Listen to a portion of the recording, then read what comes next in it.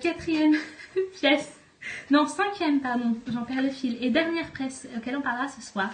Il s'agit des Deux frères et les lions, joué en ce moment au Page Montparnasse, qui d'ailleurs prolonge. Hot fait moi autour de la table, toujours l'apothécaire, toujours quatrième lieu et toujours théâtrel. Alors, est-ce que je vais oser couper la parole Bah vas-y, hein, tu l'as fait. Parce que je pense qu'il ne faut pas raconter ce que ça raconte. Je sais. Et je ne dirai pas qui sont ces lions, d'ailleurs. Je trouve que c'est c'est très bien. Une pièce de Heidi Tillett de Clermont-Tonnerre, mise en scène par elle-même et Vincent Desbostes, avec... il y a de l'alternance dans les pièces, Lisa Pajon ou Romain Berger et Heidi de Clermont-Tonnerre. Donc ça dresse le portrait de deux frères jumeaux issus d'un milieu pauvre écossais qui vont devenir à la fin du XXe siècle une des plus grosses fortunes de Grande-Bretagne. Bah, je pense qu'il faut même oublier également ça. Moi, j'ai trouvé que c'était formidable parce que j'y suis allée, j'avais même pas lu le résumé. Je ne savais même pas de quoi il s'agissait. Et la surprise a été encore plus belle parce que justement...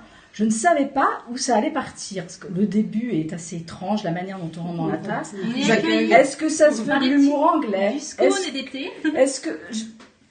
ça ne faut rien dire. Faut se laisser porter. Et on ne sait pas trop quelle direction ça va prendre. Je me suis dit, est-ce que c'est une histoire vraie ou pas? Est-ce que ça va être du comique? Est-ce que ça va se retourner à un moment? Parce qu'au début, c'est le premier quart d'heure, 20 minutes... ça suit son cours, on se dit mais il va se passer quelque chose, ils vont pas se contenter de nous raconter ça comme ça. On sait pas du tout comment ça va. Voilà. Et petit à petit, effectivement, ça se resserre et sous cet air inoffensif et très british et humoristique, en fait, il y a des vraies questions derrière. Il y a presque, j'ai cru qu'il y aurait un dialogue avec la salle, mais qu'il n'y en a pas eu. Oui. Et je me suis dit, si on doit prendre position, eh bien, c'est très ennuyeux. et j'ai trouvé que c'était finalement, sous ces dehors très british et drôles, pas du tout inoffensif, au fond, sur les questions que ça posait. Oui, ça interpelle beaucoup. Enfin, on est, sur un humour british où ça a l'air tout doux, tout calme, mais en fait, c'est très retors. Il y a beaucoup de questions qui sont soulevées. Je peux dire que c'est quand même une histoire du capitalisme. Tout à fait. J'en dirai pas plus. Mais ça pose quand même beaucoup de questions sur ces deux grands-pères, parce qu'ils ont 81 ans quand ils racontent cette histoire, qui paraissent sympathiques. Enfin, ils sont très sympathiques. Ils sont très mignons au début. Ouais. On s'attache au début à ces deux gamins. Et puis, au final de leur parcours, on s'aperçoit que la vie...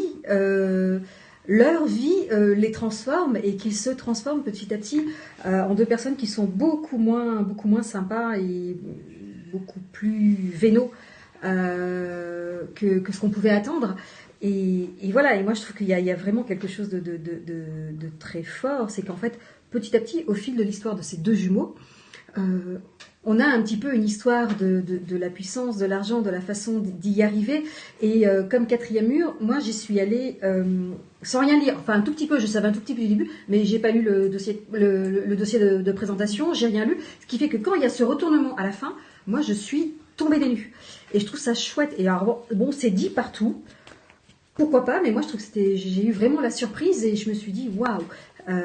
Et du coup ensuite je suis allée me renseigner. Alors c'est difficile de parler de quelque chose alors qu'on ne veut rien en dire, mais moi j'ai la trouvé pièce ça. étant assez courte, ça arrive assez vite de savoir. Ça arrive à la fin, enfin. Oui, c'est l'épilogue. Oui, ça arrive dans le dernier quart d'heure et en fait c'est écrit par un des acteurs. Alors, je crois qu'il le fait à toutes les représentations, mais à la fin il explique un petit peu sa démarche artistique avec. Comme pourquoi il a pensé à écrire cette pièce, qui était une commande en fait, qui était une commande du théâtre de Cherbourg sur les îles anglo-normandes. Et puis il est tombé sur cette histoire. Qui est une histoire vraie. Qui est une histoire vraie et en même temps, ou peut-être. Peut-être pas. Faut pas. Donc c'était assez intéressant. Moi, ça j'ai donne trouvé le nom de mec. Et ça donne une. Il y a eu un vrai travail qu'il a fait de recherche, qu'ils ont fait.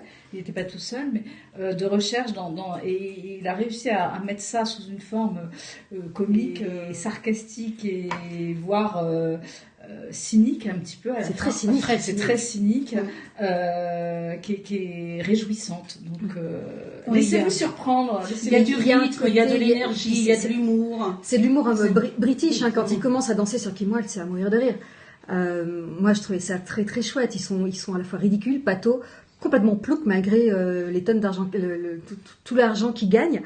Et puis voilà, on parle de la reine d'Angleterre. Moi, je trouve qu'il y a un côté british que j'ai trouvé absolument délicieux. Et dans le jeu d'acteur.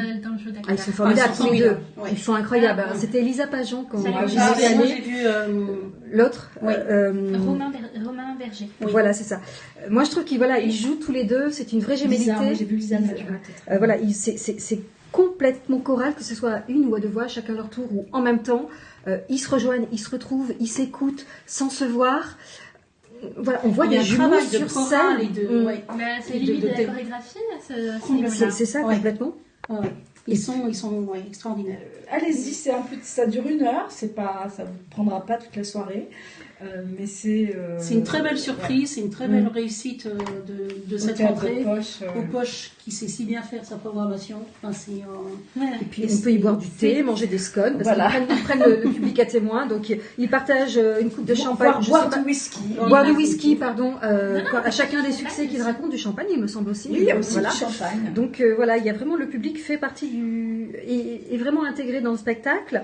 Et du coup, voilà, on les écoute, on adore cette histoire, on les adore, même si à la fin on les déteste, enfin on les méprise, on sait pas trop. On sait pas trop. Et je trouve que c'est très fort de la part de Edith Hillet de Clermont-Tonnerre, parce que voilà, il réussit à les rendre touchants. Il est parti d'un postulat, enfin d'une histoire de deux personnes qui étaient assez vénales et pas forcément recommandable. Des gens qui ont beaucoup de pouvoir, mais de qui on sait rien au final. Voilà, on sait rien, et en même temps, voilà, ils ont du pouvoir, on déteste cet argent, on déteste ce cynisme, et en même temps, on est touché par ce parcours, de deux gamins qui sont partis de rien, absolument rien. Qui se bâtissent sur une revanche. Voilà, qui se bâtissent sur, comme tu dis, sur une de revanche sur la vie. Et oui, aussi. Un racisme anti-écossais. Et c'est truffé, voilà, et c'est drôle, il faut y aller. Il faut y aller. Et voilà, c'est pas tout à fait racontable. Il faut y aller. Il faut aller voir tout ce dont on vous a parlé ce soir. Ouais. C'est au Poche Montparnasse jusqu'au 31 décembre. Profitez-en, c'est une prolongation et c'est recommandé par Radio Mortimer. Donc je vous remercie autour de la table. Y a-t-il des coups de cœur ? Oui, alors un petit coup de cœur rapidement sur un spectacle qui est à la Manufacture des Abbesses. Ça s'appelle Criminel, ça s'inspire de l'histoire de Jacqueline Sauvage. Ça nous parle de justice et ça nous parle surtout de la justice et de son impact sur les gens et sur l'entourage du coupable. On a un personnage, Boris, qui vient de vivre 15 années en prison pour avoir payé pour un parricide. Il sort et au moment où il sort, ça va bousculer toute la vie de ses proches, de sa sœur, de son beau-frère, de son ex-compagne. C'est un texte qui est assez fort. On est sur 4 personnages puissants. C'est pas aussi puissant que Chute d'une nation, si vous l'aviez vu, mais c'est vraiment quelque chose de très intéressant, un très beau travail de réflexion et de psychologie. On est un peu dans un thriller psychologique. C'est jusqu'au 20 décembre à la Manufacture des Abbesses et je vous encourage à y aller. Donc bientôt on arrive à la fin de cette émission, mais avant on va avoir une surprise à vous parler.